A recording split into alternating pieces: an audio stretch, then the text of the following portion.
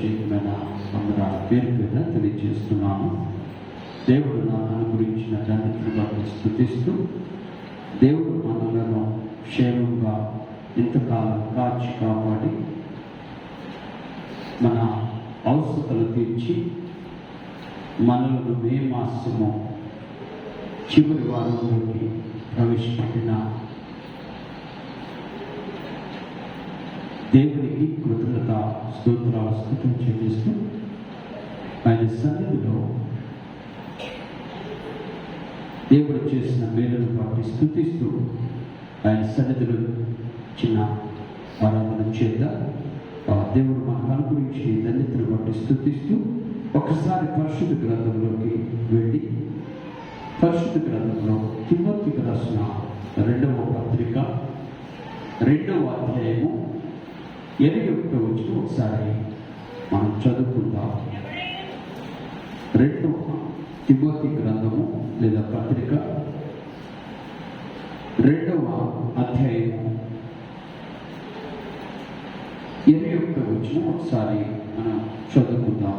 ఎవడైనను వీటిలో చేరక తను తాను పవిత్రపరచుకొనిన ఎడల వారు పరిశుద్ధపరచబడి యజమానుడు వాడుకున్నటకు అర్హమై ప్రతి సత్కార్యములకు సిద్ధపరచబడి ఘనత నిమిత్తమైన పాత్ర ఉండును. తెలుస్తుందిరా ఈ ఉదయకాల సమయంలో దేవుని బిడ్డలమైన మనము దేవుని సన్నిధిలో ఆరాధికులుగా మార్చబడి ఆరాధిస్తున్న మనము, దేవుని యొక్క సన్నిధిలో గడుపుతున్న మనము, దేవుని యొక్క ఆశ ఆలోచన తలపు ఏంటంటే మనము కూడా దేవుని చేతిలో ఘనమైన పాత్రలుగా వాడబడాలి. ఆమె దేవుని బిడ్డలుగా బ్రతకడం కాదు ముఖ్యం, దేవుని చేతిలో బలమైనటువంటి ఆయుధాలుగా, ఘనమైన పాత్రలుగా, అర్హమైనటువంటి సాధనాలుగా నీవు నేను వాడబడితే అది ఎంతో దేవునికి ఇష్టము, దేవునికి మహిమ, మన జీవితాలకు ఆశీర్వాదం. మీరు జాగ్రత్తగా ఆలోచించాలి. ఈ యొక్క ఉదయకాల సమయంలో ఈ రోజున మనందరికీ తెలిసినటువంటి ఒక విషయము, ఈ చివరి వారాన మనము ఏ యొక్క సేవకుల గురించో, మిషనరీ గురించో, అర్థశాస్త్రుల గురించో మనం మాట్లాడుకుంటున్నాం. ఈ రోజున కూడా ఒక మంచి దైవజనుడిని అనేకమైన రాష్ట్రాల్లో అనగా ఆంధ్ర, తెలంగాణ, కర్ణాటక, కేరళ, తమిళనాడు, ఢిల్లీ, మహారాష్ట్ర ఇన్ని ప్రదేశాల్లో బలముగా వాడబడిన ఒక దైవజనుడు మీకు పరిచయం చేయాలని ఆశపడుతున్నాను. ఈ రోజున ఈ ఉదయకాల సమయంలో ఆయనలో నుంచి నాకు తెలిసిన 3 సత్యాలు కూడా చెప్పాలని ఆశపడుతున్నా. ఆయన నుండి నేను నేర్చుకున్న 3 సత్యాలు కూడా మనం కూడా నేర్చుకోవడానికి ప్రయత్నం చేద్దాం. ఆయన ఎవరో కాదు, మన రాష్ట్రంలోనే పుట్టి నెల్లూరు ప్రాంతంలో నివసించి నెల్లూరు ప్రదేశం అంతా ఉండి చివరికి గుంటూరు ప్రాంతంలో సేవ పరిచర్యను కొనసాగించి అనేకమైన సంఘాలను అనగా 1300 సంఘాలను కట్టిన ఒక గొప్ప సేవకుడిని మీకు పరిచయం చేస్తున్నా. సంఘాలు కట్టడమే కాదు, నేటికి ఆయన పాటలు మన చెవుల్లో రింగ్ రింగ్ అంటూ ఉంటాయి. నేటికి ఆయన యొక్క సంఘాలు మన యొక్క పరిసర ప్రదేశాల్లో కనపడుతూ ఉంటాయి. ఆయన పేరు యేసన్న గారు. ఆమె చెప్పాలి. యేసన్న గారి గురించి నేను విన్నది తక్కువ, కానీ నేను చదివిన తర్వాత తెలుసుకున్నది చాలా ఎక్కువ. ఎంత అద్భుతమైన సేవకుడో, ఎంత దేవుని చేత బలమైనటువంటి పాత్రగా వాడబడిన సేవకుడో, దేవుని యొక్క సన్నిధిలో అద్భుతమైనటువంటి ఆశీర్వాదకరమైన బిడ్డగా మార్చబడిన ఒక గొప్ప దైవజనుడిగా నేను ఆయన వర్ణిస్తా. ఎందుకు అంటే ఈ లోకంలో మనం అనుకుంటాం కదా, సేవ చేయాలంటే చదువు కావాలి అని.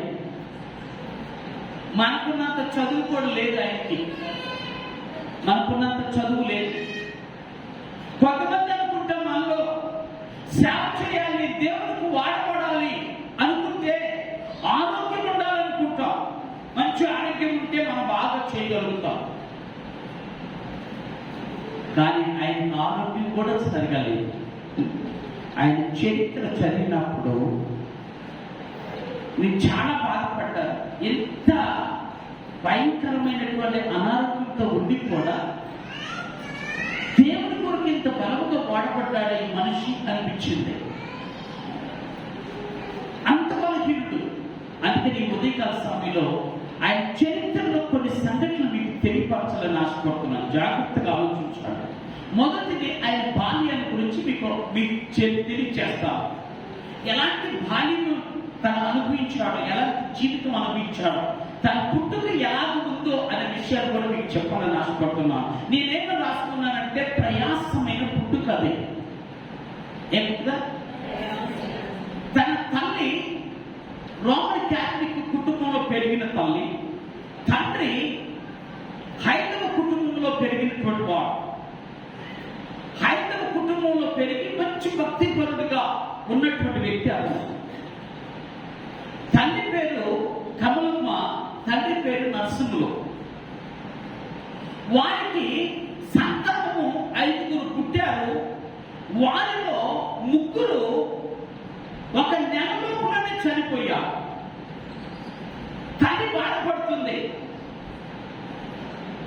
బిడ్డలు పుడుతున్నారు కానీ బిడ్డలు బ్రతకట్లేదు, ఏంటో తెలియట్లేదు అని చెప్పి బాధపడుతూ అలాగే తన జీవితాన్ని కొనసాగిస్తున్నప్పుడు 6వ బిడ్డకి తను జన్మనివ్వటానికి గర్భంతో ఉన్నప్పుడు ఏమీ అర్థం కాని పరిస్థితుల్లో సెయింట్ జోసెఫ్ అనే అమెరికన్ హాస్పిటల్కి, అది సత్తెనపల్లిలో ఉంది, ఆ ప్రాంతం వెళ్ళి అక్కడ అడ్మిట్ అయ్యి నా బిడ్డ ఒకవేళ ఇప్పుడన్నా మంచిగా పుడితే బాగుంటుంది, మంచి ఆరోగ్యం ఉంటే బాగుంటుంది అని చెప్పేసి ఆ హాస్పిటల్ అడ్మిట్ అయింది.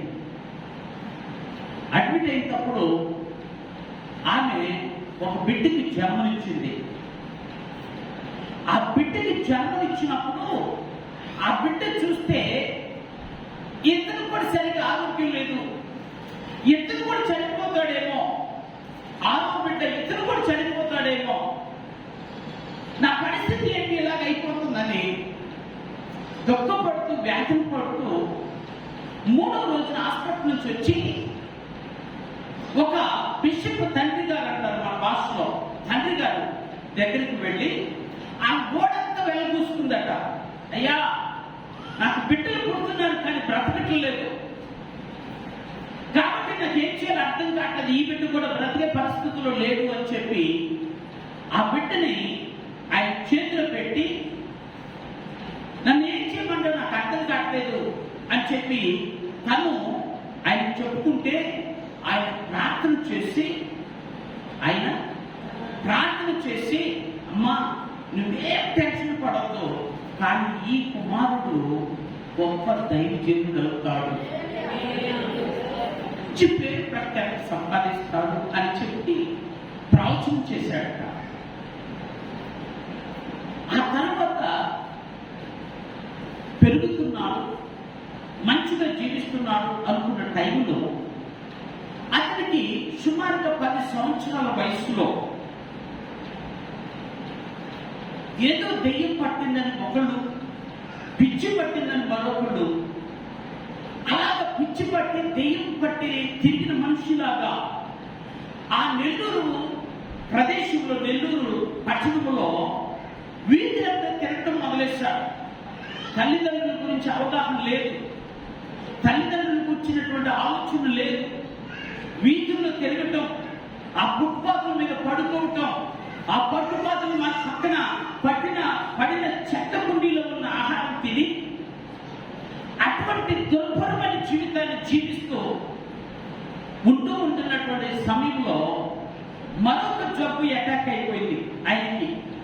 అసలే బలహీనతో ఆహారం సరిగా లేని పరిస్థితుల్లో ఉంటున్న ఈ మనిషికి ఆయన నడుస్తుంటే బ్లడ్ కక్కేయటం మొదలెట్టేశాడు. రక్తం పడిపోతుంది. రక్తం పడిపోతుంది. ఇలాంటి భయంకరమైన పరిస్థితుల్లో తన జీవితాన్ని కొనసాగిస్తున్నాడు. అలాగా వీధిలో పడి తిరుగుతూ, అక్కడక్కడ తింటూ, అక్కడక్కడ పడుకుంటూ, అక్కడక్కడ ఉంటుంటే ఒక రోజునట ఒక సేవకుడు బహిరంగ సభ పెట్టాడట, మీటింగ్ పెట్టాడు. అబ్బా ఈ రోజున మీటింగ్ లో భోజనం దొరుకుతుంది, ఈ రోజున పడుకోవడానికి స్థలం దొరుకుతుందన్న ఆ పిచ్చి ఆలోచనతోనే, అంటే ఆ విధంగా పిచ్చివాడిగానే ఆ స్థలంలోకి వెళ్ళి ఆ స్థలంలో పడుకున్నాడట. వాళ్ళు పాటలు పాడుతున్నావు, వాళ్ళు బాగా ఆరాధన చేస్తున్నావు, ఆ మాటలన్నీ తనకి మనసులో పడిపోతున్నాయి. మనసులో ఏదో తెలియనటువంటి భావం కలుగుతుంది, ఏదో తెలియనటువంటి ఆనందం తన జీవితాన్ని ఆకర్షిస్తుంది. అటువంటి సమయంలో ఆయన మీటింగ్ అయిపోయిన తర్వాత సైలెంట్ గా పడుకున్నాడట. కరెక్ట్ గా 11 గంటల సమయంలో దేవుని యొక్క ప్రత్యక్షత దొరికింది.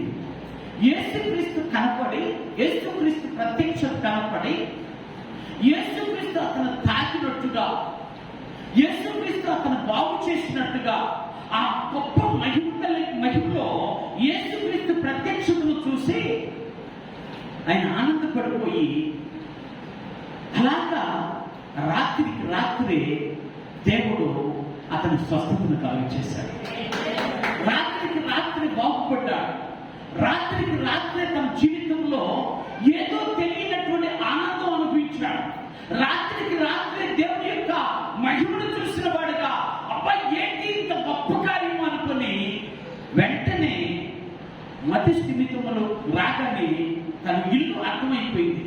వెంటనే 11 గంటల ప్రాంతంలో దేవుడికి తప్ప ఆ యొక్క కార్యాలు చూసిన ఆయన ఆ రాత్రి అర్ధరాత్రి ఆ ఇంటికి నడుచుకుంటూ వెళ్ళి, ఎందుకంటే అందరికీ తెలుసు ఇది పిచ్చుకోవడానికి, అందరికీ తెలుసు ఇది సరిగ్గా ఆరోగ్యం కూడా లేకపోని, ఎవరు పట్టించుకోవాల. రాత్రికి రాత్రి ఆ ఇంటికి వెళ్ళిపోయాడట. ఇంటికి వెళ్ళిపోయి తల్లిని పిలిచాడట. అమ్మా జరిగింది ఇది అని చెప్పాడు. తల్లి ఆనందానికి హద్దు లేదు. ఇప్పుడు ఎందుకు ఈ విషయం చెప్తున్నా అంటే, దేవుడు అంత అద్భుతమైన కార్యాన్ని తన పట్ల జరిగించాడు. వెంటనే తనకు ఆలోచన వచ్చిందట. తల్లి దగ్గరికి వెళ్ళి చెప్పుకున్నాడు. చక్కగా రాత్రి పడుకున్నాడు, మంచిగా పడుకున్నాడు. పడుకున్న తర్వాత ఉదయాన్నే లేచి ఎక్కడైతే మీటింగ్ పెట్టారో, ఎక్కడైతే దేవుని యొక్క సన్నిధిలో అతను ప్రత్యక్షతను చూశాడో ఆ పాస్టర్ గారి దగ్గరికి వెళ్ళాడట. అయ్యా నా పరిస్థితి ఇది, నేను మెంటల్ వచ్చిన వాడిగా ఈ నెల్లూరు పట్టణంలోని చాలా చోట్ల తిరిగాను, చాలా విధాలుగా తిరిగాను. ఆహారం లేకుండా అనిపించిన రోజులు ఉన్నాయి, పిచ్చి పట్టి తిరిగినటువంటి దినాలు ఉన్నాయి.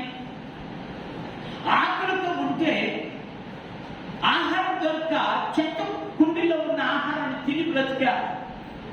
కానీ నిన్న మీ మీటింగ్లోకి వచ్చిన తర్వాత నాకు దేవుని ప్రత్యక్షత కనపడింది, దేవుడు నన్ను బాగు చేశాడు అని చెప్పి తన చరిత్ర జరిగినటువంటి సంఘటన ఆ దైవజనుడితో చెప్తే, ఆ దైవజనుడు చెప్పిన 2 మాటలు ఏంటంటే, మొదటి మాట లూకా సువార్త 19:10 తీసి, అయ్యా నశించిన దాన్ని వెతికి రక్షించడానికే యేసుక్రీస్తు ఈ లోకానికి వచ్చాడు.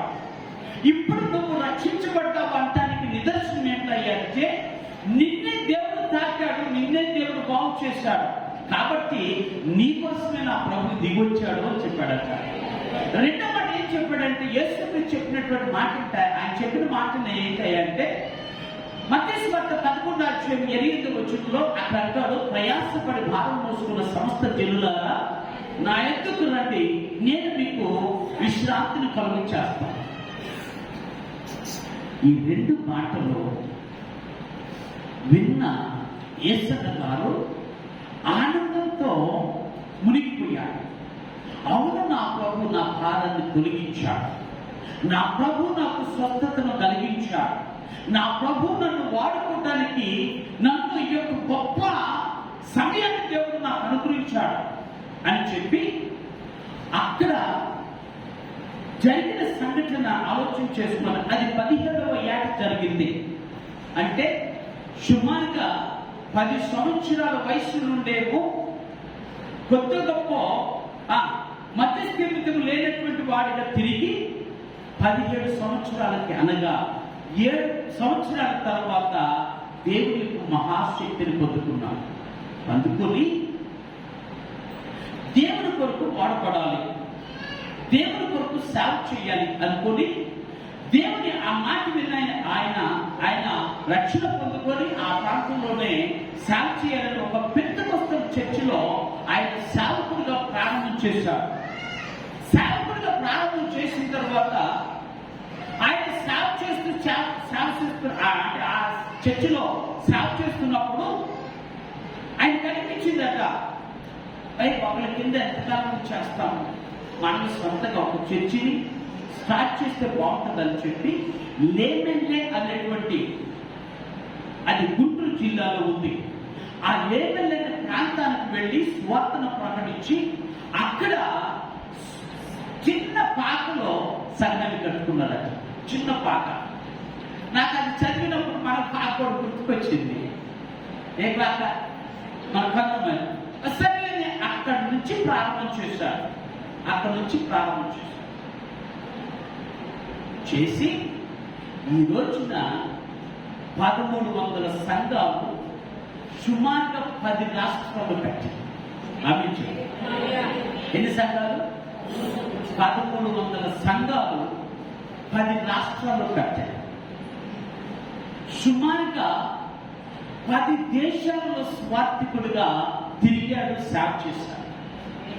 10 దేశాల్లో ఆయన స్వార్థను ప్రకటించాడు. అమెరికా వెళ్ళాడు, కెనడా వెళ్ళాడు, బ్రిటన్ వెళ్ళాడు, అలాగే సౌత్ ఆఫ్రికా వెళ్ళాడు, అలాగే దుబాయ్ వెళ్ళాడు, కువైట్ వెళ్ళాడు, అలాగే అనేకమైన ప్రాంతాల్లో దేవుని యొక్క స్వార్థను ప్రకటించాడు. ఈ రోజున భారతదేశంలో మరి ముఖ్యంగా మన ఆంధ్ర రాష్ట్రంలో అంత గాయకుడు, అంత రచయిత, అంత సేవకుడు, అంత గొప్ప బోధకుడు యేసయ్య గారిని మించిన వారు లేరేమో అనుకుంటాను. ఎందుకు అంటే ఒక్కొక్కరికి ఒక్కో టాలెంట్ ఉంటుంది, అందరికీ అన్ని టాలెంట్లు ఉండవు కదా. ఇప్పుడు నేను ఒకవేళ పాట రాసినా పాడే స్థితి నాకు లేదు, పాడే స్థితి నాకు తెలియదు, రిథమ్స్ తెలియదు. కానీ ఈ రోజున కూడా యేసయ్య గారి పాటలు మన ముఖ్యంగా మన ఆంధ్ర తెలంగాణ రాష్ట్రాల్లో అద్భుతంగా వాడబడతాయి. ఆ పాటలో మనకందరికి బాగా ఇష్టమైన పాటలు ఉంటాయి. ఓకే, నాకు ఇష్టమైన పాట ఈ మధ్య నేను నేర్చుకున్నాను. సర్వోన్నతుడా నీరు దొరకలో అతను నీవే నాకు ఆశ్రయ దుర్గం. ఎవరు? ఆశ్చర్యమైన ప్రేమ. అర్థమవుతుందా? ఆశ్చర్యకరుడ, ఆలోచన కర్త, కొండల కట్టు నా కనులెత్తుచున్నాను, సుగుణాల సంపద. ఇలా చెప్పుకుంటూ పోతే కొన్ని వందల పాటలు ఈ రోజున క్రైస్తవ లోకంలో వాడబడుతుంది. ఎందుకు ఈ విషయం చెప్తున్నానంటే, దేవుని చేతిలో వాడపడాలి అంటే, దేవుని చేతిలో ఉంటే ఘనమైన పాత్రగా నువ్వు చేయబడతావు. దేవుని చేతిలో వాడపడాలని ఆశ కలిగితే దేవుడు సమకూరుస్తా. దీనికి ఆరోగ్యం అక్కర్లా, ఏమక్కర్లా. అదే టైగర్ ఆరోగ్యం ఉంటే బాగా చేస్తారు. మీ క్వశ్చన్ చెప్పనా, ఆయన చనిపోయే టైంలో కూడా అనారోగ్యంతోనే చనిపోయాడు. 67 సంవత్సరాలకి చనిపోయాడు.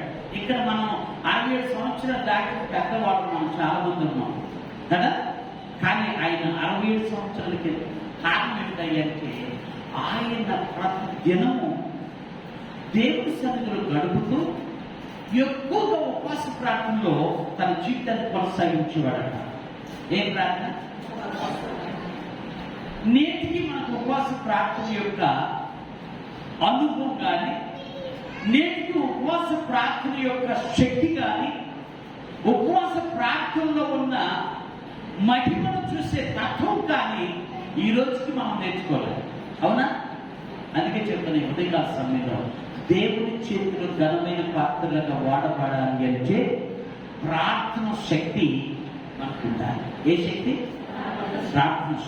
రెండవది, దేవుని చేతిలో ఘనమైన పాత్రగా వాడబడాలి అంటే దేవునికి సన్నిధికి అనగా దేవుని యొక్క మహిమకు దగ్గరగా ఉండటం అలవాటు చేసుకోవాలి.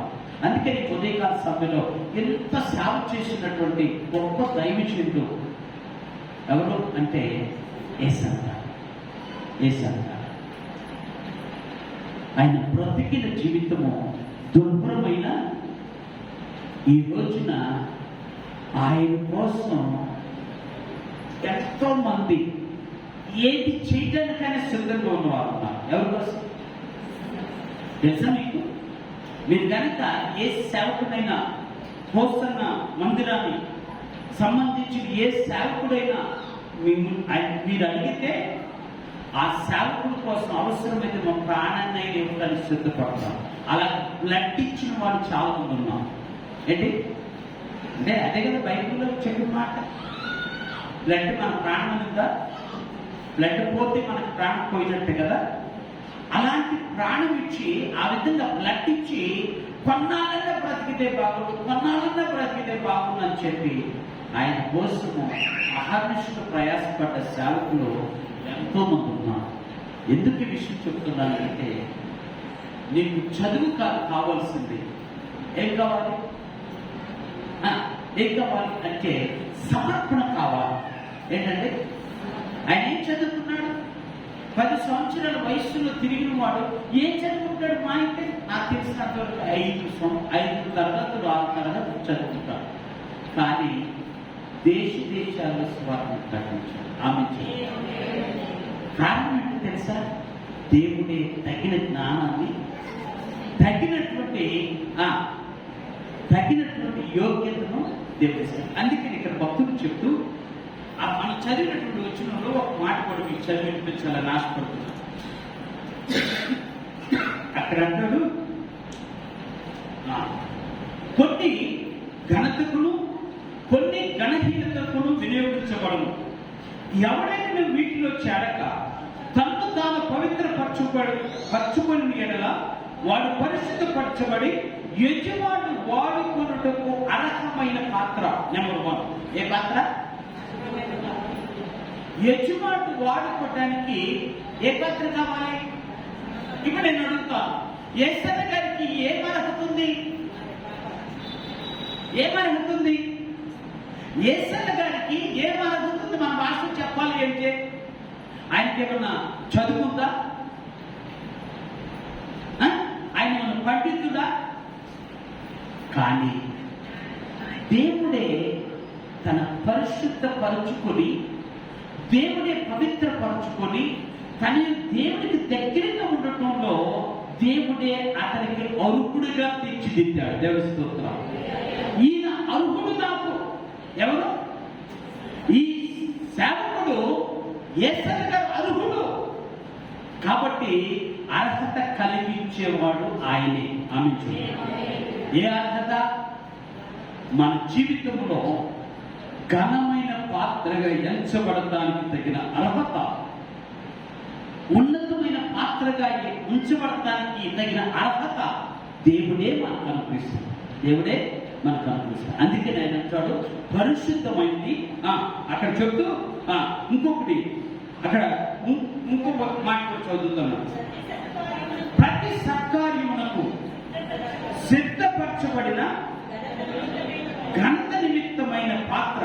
రెండవది ప్రతి సత్కార్యానికి ఏంటంటే దేవుడి సన్నిధిలో వాడబడటానికి సిద్ధపరచబడిన పాత్ర కావాలి. ఏ పాత్ర అర్థమవుతుందా? ఆయన అన్ని సంవత్సరాలు అనగా సుమారుగా 7 సంవత్సరాలు పిచ్చి పట్టిన వాడుగా, 7 సంవత్సరాలు మతి స్థిమితం సరిగా లేకపోయినా, 7 సంవత్సరాలు ఆహారం సరిగా లేకపోయినా, 7 సంవత్సరాలు తన భయంకరమైనటువంటి రక్తము నోట్లో నుంచి పడుతున్నా కూడా ఏం చేశాడు దేవుడు? అయితే ఏం చేశాడు? సిద్ధపరిచాడు. అందుకే నేను అప్పుడప్పుడు చెప్తాను, దేవుడు మనల్ని సిద్ధపరచాలంటే మనకి ఏం గొప్ప అర్హత అవసరం లే, ఏ గొప్ప అర్హత అవసరం లే, కానీ ఆయనకి అందుబాటులో ఉంటే సిద్ధపరుస్తాడు. ఆమె ఏం చేస్తే అందుబాటులో ఉండాలి. ఎస్, అందుకని భక్తుడండి ఎస్కే గారు అంటాడు, అయ్యా నేను రెడీగా ఉన్నా, సిద్ధంగా ఉన్నా, నన్ను పంపించు. ఎవరు? ఎస్ఏ భక్తుడు అంటాడు, ఎవరు పోతారు నా కోసం అంటే, ఎస్ఏ భక్తుడు అన్నాడు, నేను రెడీ,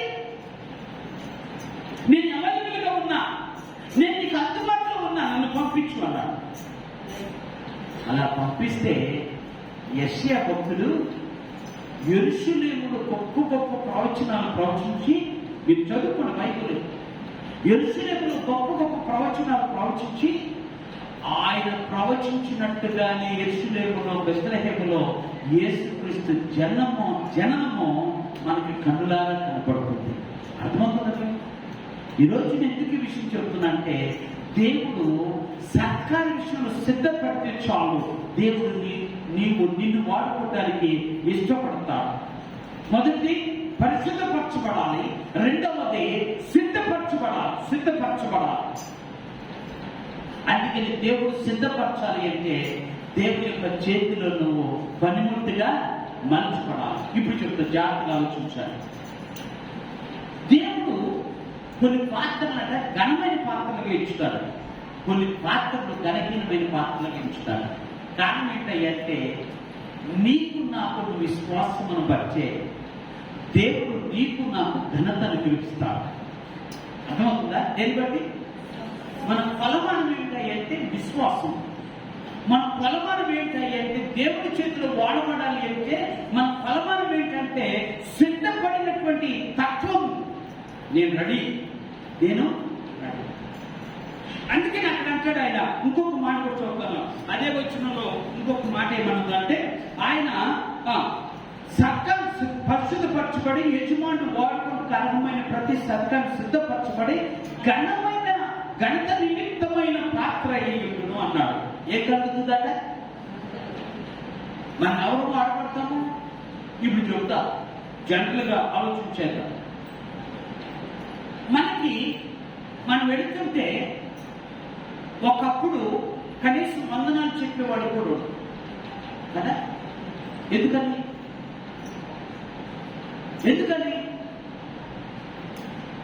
వందనాలు చెప్పడం తెలియదు. ఎందుకని వందనాలు చెప్పడం కూడా ఎందుకని అంటే మనకి అంత అర్హత లేదు. ఆమె చెప్తామా? అర్హత లేదు. వాస్తవం చెప్పు, నా జీవితం చెప్తుంది, అర్హత లేదు. ఎవరు వందనాలు చెప్పే పరిస్థితుల్లో లేదు. కానీ ఎప్పుడైతే దేవుడి చేతిలో వాడబడటం మొదలేసామో, దేవుని బిడ్డలుగా చేర్చబడ్డామో, దేవుడి సన్నిధిలో గడపడం మొదలేసామో, దేవుని ఆరాధించడం మొదలేశారో, మీరు ఏం చెప్పుకుంటారు? ఎప్పుడైనా చెప్పారా? పక్కన గురించి అందులో మనం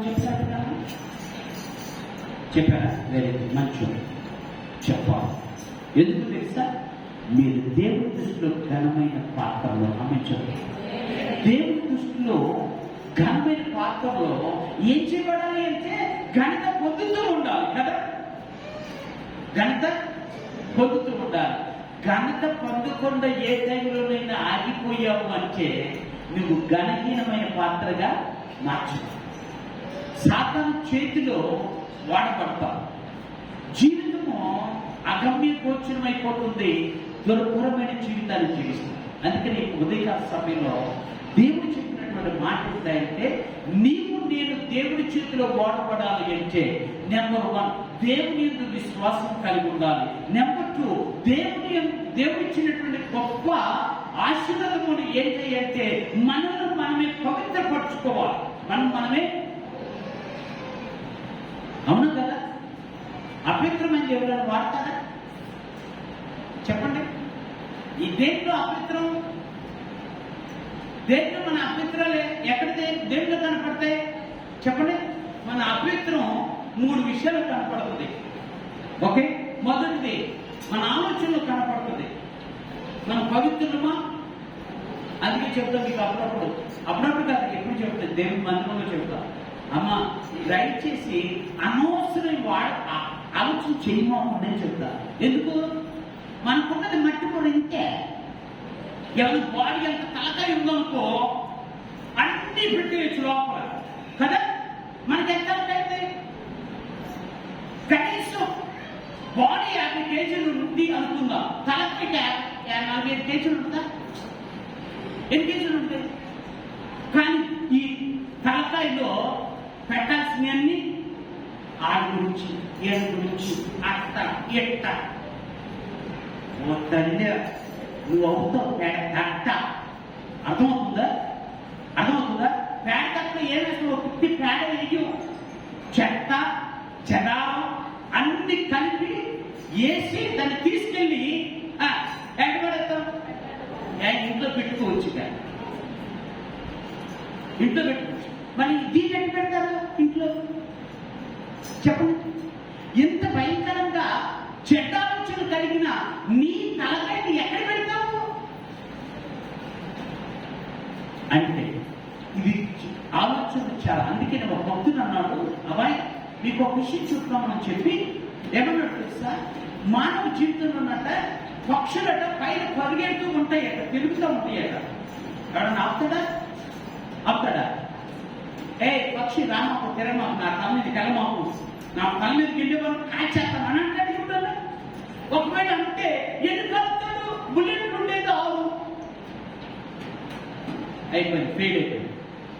కానీ ఒక మనిషి తలకాయ మీద గూడు పెట్టుకోకుండా ఆపుకొడుతాడు కదా. తల మీద గూడు పెట్టారు, బిస్కులు గూడు పెట్టుకుని ఆపుకోలేడు. చిన్న పైనుంచి చిన్న రెట్ట పడితేనే, పిసుకు రెట్ట పడితేనే ఎట్టట్టు అనుకుంటావు. ఎవరై అవును కదా. మరి ఈ తలకాయలో ఇది పెట్టుకొని ఎట్లుంటావు? ఆరోగ్యం ఉండదు. ఆరోగ్యం ఉండదా? ఉండదు. ఆరోగ్యం ఉండదు, ఆరోగ్యం ఉండదు. కనీసం పలకరించే వారు ఉండరు. ఎందుకని? ఈ చెత్త పుట్ట వదిలించలే. ఇంకా ఏ పుట్ట? ఈ చెత్త పుట్ట ఎక్కడ పెడుతున్నావు?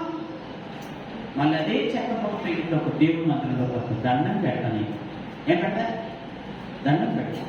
దానివల్లనే పాడైపోతున్న ఆరోగ్యం, దానివల్లనే నశించిపోతున్న ఆరోగ్యాలు, మన జీవితాలు పాడైపోతుంది. మన బిడ్డలకు కూడా ఏం చెప్పుకోలేని పరిస్థితిలో ఉంటున్నాం. అందుకే నీ ఆలోచన సరిగా ఉంటే దేవుని శక్తులు అద్భుతమైన వాడిగా వాడబడతాం. నీ ఆలోచన సరళి మార్చుకో, నీ ఆలోచన విధానం మార్చుకో. గూడు పెట్టి వరకు తల మీద ఆలోచన వస్తే వాటిని పంపించేసే. అయ్యి ఈ నాకు దేవుడి సేవకుడిగా లేదా దేవుడి బిడ్డగా నాకు ఇవి మంచివి కాదు అని వాటిని వదిలే. అవి గూడు పెట్టవు. ఒకవేళ వదిలేకపోతే ఏమవుతుంది? గూడు పెడుతుంది, పిల్లలు పెడుతుంది, అది పొదిగిద్ది, ఇంకా 10 పిల్లలు పెడుతుంది. చివరికి ఎక్కడికి అర్థమవుతుంది? అది బట్టలు లేక తిరుగుతున్నాడు వీడు. ఏమైంది? గొడవలో ఉన్న చెత్త అంతా మనిషి జీవితాన్ని నష్టపోయి.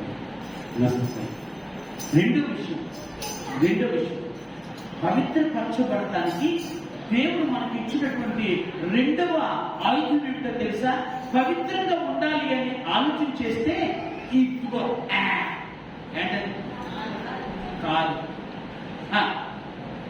ఏంటి? నాలుగు నుండి వచ్చే పదాలు. ఎక్కడి నుంచి? ఇది లేదనుకో, నువ్వు ఎంత అంటాడు, ఏం అర్థం కాదు మనకి, అర్థవుతా. కానీ ఇది ఉంటే ఏమన్నా చెత్త అంతా మాట్లాడతాడు. బిడ్డలకు మనం ఏం చేస్తావు చెత్త ఫస్ట్, అరే అర్థం వస్తుంది కానీ అనరా. ఏంటి? అమ్మొస్తుంది కానీ వందనం పెట్టరా అని ఎవడో చెప్తురా? అర్థం వందనం పెట్టరా అని చెప్తారా? వాళ్ళు మా సేవకులు రాగానే అయ్యో వందనం చెప్తా ఇద్దరికి. నువ్వు ఇంట్లో నేర్పించి ఎన్నేమో నేర్పించి నేను కనపడతాను వందనం చెప్పండి ఏమన్నా ఇప్పుడు నేను అమ్మో ఎంత బాగా నేర్పుతుందో దేవుడి పెట్టి అని అనాలే. నాకు తెలియదా? తర్వాత తెలుసు తెలీదా? అందుకే చెప్తున్నా, నోటిని అదుపు పెట్టుకున్నవాడు గుర్రానికి కళ్యాణ్ణి పెట్టి అదుపు చేసిన వాడు అవుతాడు. అంత పొలం ఎంత పరిగెత్తమంటే అంత పరిగెత్తింది, కానీ దానికి దేంతో ఆపుతాడు? వేస్తాడు. ఇక్కడేసి లాగితే గుర్రం ఆగిపోతుంది. అది ఎంత పవర్ఫుల్ గుర్రం అయినా అనుమతి. అది ఇప్పుడు దేని? అందుకనే చిన్న నాలుగట ప్రపంచాన్ని చుచ్చు పెట్టిద్దట. ప్రపంచానికే చుచ్చు పెట్టిద్దట. చిన్న నాలుక ఏ పెట్టి కుటుంబాలు పాడైపోట్లే. ఈ నాలుగు ద్వారా లేవా? మీ ఊర్లో లేవే ఉందండి, మా ఊళ్ళో చాలా ఉంది. నిజం చెప్తున్నా, చాలా మంది ఈ నోటిని అదుపు పెట్టుకోలేక, ఈ నోటిని కాచుకోలేక, ఈ పెదవులను దాచుకోలేక ఎంతో మంది ఏమైపోయారు? గొడవలు పడి కొట్టుకొని చివరికి జైలు పాలైన వారు కూడా ఉన్నారు లోకంలో. అందుకే నీ పవిత్రత దేంట్లో తెలుస్తుందో చెప్పనా? నాలుగులో నీ మాటలో తెలుస్తుంది నువ్వు ఎంత పవిత్రమైన. అర్థమైందా? సమయం లేనప్పుడు అందరూ పవిత్రులే. తగద వచ్చినప్పుడు చూడాలి పవిత్ర వచ్చినప్పుడు. అసలు తగద లేకపోయినాడు అసలు అక్కడ ఎంత మంచిదండి బాబు. అసలు అక్కడ చూస్తే దండం పెట్టాలనిపిస్తుంది. ఎప్పుడు వరకు? గొడవ జరిగితే నేను చెప్తాను అమ్మా, ఇప్పటికి నేను చెప్తా, మనకున్నదే శేష జీవితం కొంచెం కదా. అవునా? ఎంత జీవితం ఉంది? మా అయితే నేను అనుకుంటా ఒక 20 సంవత్సరాలు బ్రతికితే సాల్వ్ అనుకుంటా. ఎందుకు? నా పిల్లలు పెళ్లి చేసి ఆ పిల్లల్ని చూసి నేను కూడా దేవుడు వాగ్దానం బట్టి నా పిల్లలను నేను చూచేదను అని చెప్పుకుంటే చాలు అనుకుంటున్నా. అది కూడా కష్టమే, అది కూడా నాకు తెలియదు. అవును కదా? ఎందుకు? ఈ చెత్త పట్టులోనేమో అన్నీ చేరుస్తాం. ఈ నాలుక మీద ఏదొస్తే అది మాట్లాడతాం. ఓకే. మూడో మాట, మన పవిత్రమైన జీవితము మన నడకలు తెలుస్తుంది. ఎట్లా నడకలు తెలుస్తుంది. నువ్వు నడుస్తుంటేనే అర్థమైపోద్ది. అర్థమైందా? ఎందుకు? దేవుడు మనకిచ్చినటువంటి మూడవ వ్యవస్థ అది మన యొక్క నడక. అంటే మనం చేసే పనులు, మనం నడిచే నడక, మనం వెళ్ళేటువంటి ప్రాంతం, మనం ఉండేటువంటి ప్రాంతం, దీన్ని బట్టి ఏమవుతుంది? నీ పవిత్రత అర్థమవుతుంది. జాగ్రత్తగా ఆలోచించు. నీ పవిత్రత. అందుకని దేవుడు మాట్లాడుతున్న మాట ఏంటంటే, నువ్వు ఘనమైన పాత్రగా వాడబడాలి అంటే నువ్వు పవిత్రమైన జీవితాన్ని జీవించిన అలవాటు చేసుకోవాలి. మనసునందరం అపవిత్రమే ఒప్పుకుంటాం. ఎవరు మనం? మనిషి కాదా? విశ్వాసి మనిషే. కానీ సరి చేసుకోవడానికి దేవుడు ఒక అద్భుతమైన సమయాన్ని ఇచ్చాడు. ఈ దినం నేనున్నాను అంటే కారణం ఏంటంటే మన లోపాలను సరి చేసుకోవడానికి దేవుడు ఇచ్చిన అవకాశం. లేకపోతే ఎంతోమంది నశించిపోయారు, మనకంటే గొప్పవాళ్ళే, మనకంటే గొప్పవాళ్ళు. అందుకే చెప్తున్నాయి ఉదయకాల సమయం, పవిత్రమైన జీవితము దేవుని దృష్టిలో విలువైనది. అందుకని యేసు గారు సాధ్యమైనంత వరకు ఆయన జీవించిన జీవితంలో మీరు ఎక్కడైనా చూడండి, ఎక్కడైనా వినండి, ఎక్కడైనా నోరు జారి మాట్లాడటం కానీ చెత్త ఆలోచన చేసుకుంటాం కానీ, లేకపోతే నడిచేటువంటి నడతలో ఎక్కడ కూడా ఎత్తి చూపెట్టుకోవడం కానీ జరగల. కారణం అంటే తెలుసా? దేవుడు నమ్ముకున్న నాటి నుండి దేవుని కొరకు సేవ చేయాలని ఆశపడ్డాడో సాధ్యమైనంత వరకు పవిత్రంగానే జీవించాలి. సాధ్యమైనంత వరకు పవిత్రంగానే జీవించాలి. చనిపోయే వరకు పవిత్రంగా ఉండాలి. ఒక మాట చెప్పడా, వివాహం కూడా చేసుకోకూడదు. మళ్ళీ మీరు తప్పుగా అర్థం చేసుకోవద్దు. వివాహం చేసుకోకపోతే పరిశుద్ధులు కాదా, అవుతారా? అది కాదు. పరిశుద్ధమైన వివాహము మంచిది, పరిశుద్ధమైన వివాహం మంచిదే. అలాగని చెప్పి వివాహం చేసుకున్న వాడు వాడబడలేదంటే డాక్టర్ డిఎల్ మోడీ గారు వాడబడ్డాడు, బిల్లి గ్రాహం గారు వాడబడ్డారు. ఓకే, భారతదేశంలోనే అనేక మంది సేవకులు అద్భుతంగా వాడబడ్డారు. ఈ రోజున ఎంత గొప్ప దైత్యాలు వాడబడుతున్నారు. వివాహం చేసుకున్న వారే వాడబడుతున్నారు. ఎవరు? అది కాదు మ్యాండేటరీ, అది కాదు గొప్ప విషయం. వివాహం చేసుకోవడం వల్ల చేసుకోవద్దు అనేది కాదు ఇక్కడ ఇంపార్టెంట్. పవిత్రమైన జీవితం ఉందా లేదనేది ఇంపార్టెంట్. అది కనుక మనం కనుక అలవరుచుకుంటే దేవుడి చేతులు ఘనమైన పాత్రగా వాడబడి, అందుకనే యేసయ్య గారు అలా వాడబడి ఎన్ని దేశాలు? సుమారుగా 10 దేశాలు, సుమారుగా 10 రాష్ట్రాలు దేవుడి యొక్క సువార్తను ప్రకటించి సుమారుగా 1300 చర్చిలు తన పేరుకున్న ఈ రోజున. అంటే హోసన్న మందిరం అని మీరు ఎక్కడికైనా వెళ్ళినా, ఓకే, హోసన్న మందిరంలో ఇలా ఉండి, ఓకే, మధ్యలో స్థితి ఉంటుంది. ఎక్కడైతే కనుక హోసన్న మందిరం. ఎందుకు విషయం చెప్తున్నంటే దేవుని చేతిలో వాడబడాలి అంటే ఘనమైన పాత్రగా ఎంచబడాలి అంటే దేవుని దృష్టిలో నువ్వు పవిత్రమైన జీవితానికి పునాదులు వేసుకోవడం నేర్చుకోవాలి. ఏముందలే సార్, కొద్ది కాలమే కదా ఎంజాయ్ చేయాలి. చాలా మంది ఇప్పుడు చెప్తున్నా, చాలా మంది మన కళ్ళ ముందే కనపడతారు. లోకంలో ఉండి లోకానుసారంగా జీవించి చివరికి కనీసం నడవలేనటువంటి దుస్థితిలో ఉన్నవారు కోపలు. ఎక్కడ కోపలు? అందుకే చెప్తాను ఉదయకాలంలో దేవుడి చేతిలో వాడబడుతూ నేర్చుకో అని ఇంకొక మాట నేను చెప్పి నేను ముగించాలని ఆశపడుతున్నాను. ఆయన చేసినటువంటి పనుల్లో దేవుడికి ఎంత మహిమకరమైన జీవితాన్ని తను జీవించడం అంటానికి ఉదాహరణ ఏంటంటే నేటి సంఘాలే కాదు, నేటి సేవకులు కూడా. అందుకని ఆయన గురించి నేను ఒక చిన్న మాట రాసుకున్నాను. ఏమన్నా రాసుకున్నానంటే most used for this glory in this darkened world అని రాసుకున్నాను.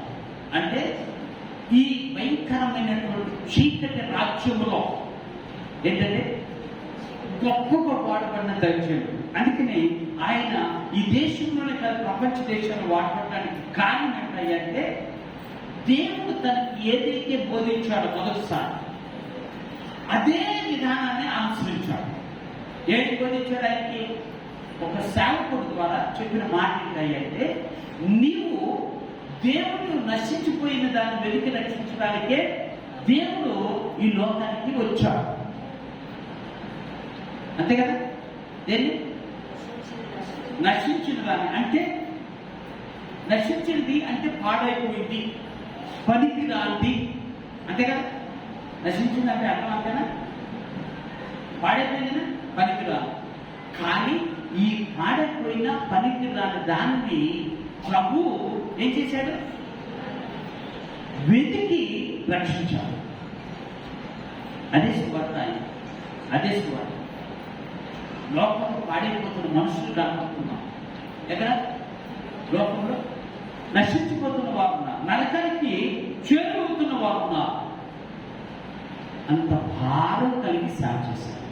ఏ సంఘం ఏ కలిగి భారం కలిగి చేశారు. ఆరోగ్యం లేదు. ఇంకో విషయం చెప్పనా,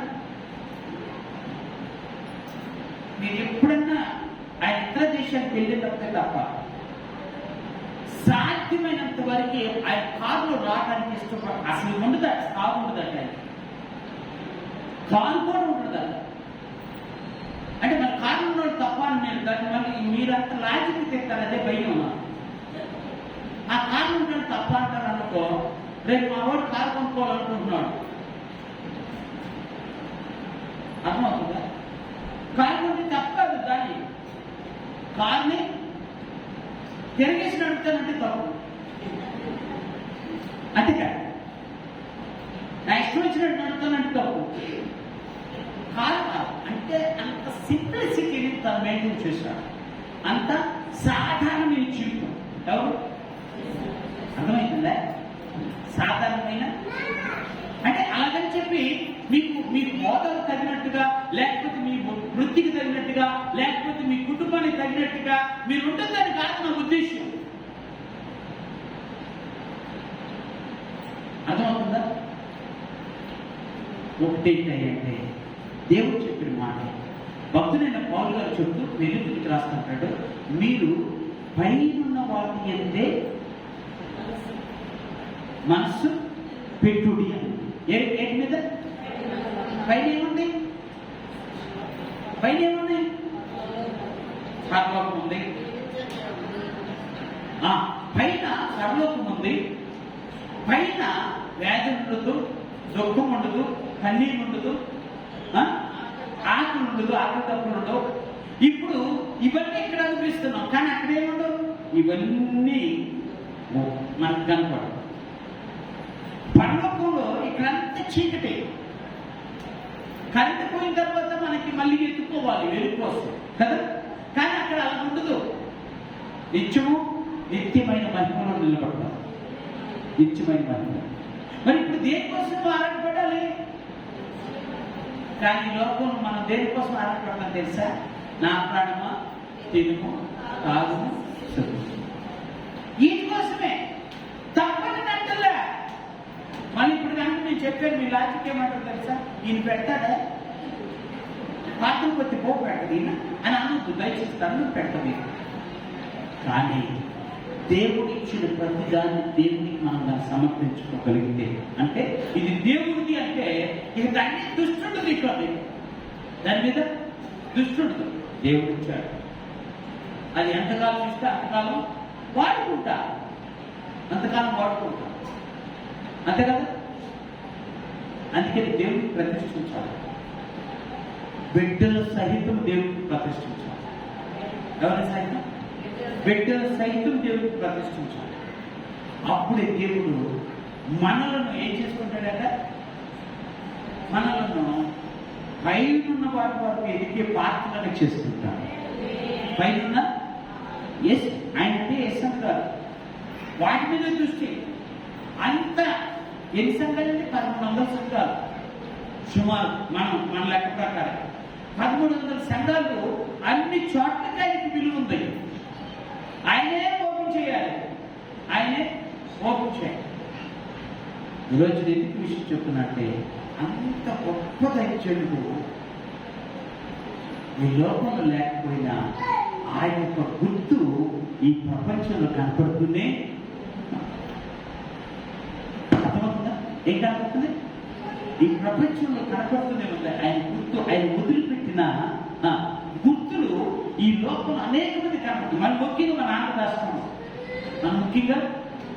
ఆంధ్ర రాష్ట్రం, బయటెక్కలా మన ఆంధ్ర రాష్ట్రం చూసుకుంటాం. మీరు ఎప్పుడన్నా గుడారాల పండగకి వెళ్ళారా? గుడారాలు బాగా వేసారా? మన గుడారం సరిపోవాలి, అర్థమైందా? మంచిదే. నేను తప్పను కానీ దేవుని మందిరాన్ని వదిలిపెట్టి వాటి వైపు పరుగులెడితేనే తప్పు. అంతే కదా? అంటే నీ భాష, నా భాషలో చెప్పాలంటే ఇల్లు అడవద్దు కానీ పక్కన వాళ్ళు ఇల్లు తుడిచేలాగా మాకు ఏంటి, మన ఇల్లు తుడుచుకోదు, మన ఇల్లు శుభ్రం చేసుకోదు. ఎవరి ఇల్లు తుడుస్తుంది? బాగా ఉంటుంది. ఎందుకంటే పప్పడు పెడుతుంది అక్క. ఇటువంటి అన్నీ ఉంటాయి. ప్రయాణంలో పక్కన తెలుసా, ఎవరు పరచు, మా ఇంట్లో కూడా పక్కన అని ఇంటిని శుభ్రం చేయకుండా ఏం చేస్తాం వెళ్ళి పక్కింట్లో శుభ్రం చేస్తాం. చూడండి, అట్లా ఉంటుంది. మన మందిరం మనం బాగు చేసుకోకుండా, మన మందిరం కోసం మనం పాటుపడకుండా, మన మందిరం కోసం మనం జీవించకుండా, మన మందిరం కోసం మనం చేయవలసింది చేయకుండా ఉంటే మన బతుకంతా అక్కడే ఉంటుంది. ఎక్కడ ఉంటుంది? పక్కన వాళ్ళు ఇల్లు తుడిచినట్టుగా. ముందు మనం పడుకోవాలి. అర్థమైందా? అందుకే దేవుడు మనకు ఒక మంచి అవకాశం. ఈరోజు నేను విషయం చెప్తున్నాను. దేవుడు మనకు ఇచ్చింది సమస్తము ఆయనదే. మాటలో కాదు, అంతరంగంలో కనిపించాలి. ఏంటి? నా దేవుడు నాకు ఇచ్చింది సమస్తము ఆయనదే. ఆయన ఇచ్చిన దాన్ని భద్రంగా వాడుకోవాలి, భద్రంగా వాడుకోవాలి. అందుకని ఉదయకాల సమయంలో ఆ విధంగా తన సింప్లిసిటీని లోకం వైపు చూపించి, లోకానికి చూపించి గొప్ప ధైర్యాన్ని ప్రేరేపించుకున్న వారు ఈ రోజున మన దృష్టిలో లేకపోయినా ఆయన గుర్తింపులు, ఆయన గుర్తులు ఈ లోకంలో మన కళ్ళ ముందే కనపడుతూ ఉన్నాయి. అందుకే నేను ఎప్పుడు చెప్తా, leave foot prints and the way you have leave. నీవు జీవించిన ఆ స్థలంలో నీ పాదముద్రలో కనపడాలి. ఏముద్రలో? పాదముద్రలో కనపడాలి. నువ్వేం చేస్తున్నావో అది కనపడాలి. అలా కనిపించగలిగితే దేవుని యొక్క మహిమలో నువ్వు నేను పాల్పొందుతాము. దేవుని మహిమ ఎదుట ఆయన నువ్వు నేను కూడా గొప్ప పాత్రలుగా వాడబడతాము. దేవుడు అట్టి గురువును మనకు దయచేయగాక. చిన్న ప్రార్థన చేసుకుందాం. యొక్క ఉదయకాల సంఘటన ప్రయత్నిస్తున్నారా? దేవుడు మనకు అనుగ్రహించిన ధన్యత. ఎంత శ్రమ పడ్డాడో మీకందరి కళ్ళ ముందు చూపిస్తున్నా. నిజంగా మన దేవుడు మనకు ఆ స్థితిని అనుగ్రహించులా.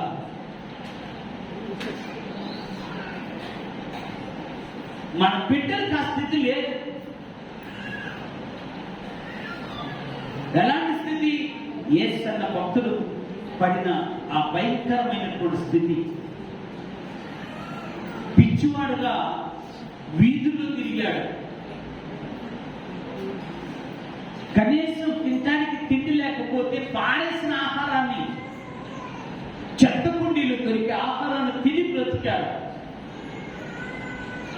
మనకు ఆ స్థితి లేదు. కానీ అన్ని శ్రమల్లో బ్రతికిన, అన్ని కష్టాలను పీల్చిన ఈ రోజున దేవుని కొరకు వాడబడిన గొప్ప దైవజనుడిగా పేరుందాడు. దేవుడు నిన్ను నన్ను కూడా వాడుకోవాలని ఆశపడుతున్నాడు. ఆయనకు అందుబాటులో ఉండే బిడ్డలుగా, ఆయన కొరకు వాడబడే బిడ్డలుగా, ఆయన పవిత్రపరిచిన బిడ్డలుగా, ఆయన మనలను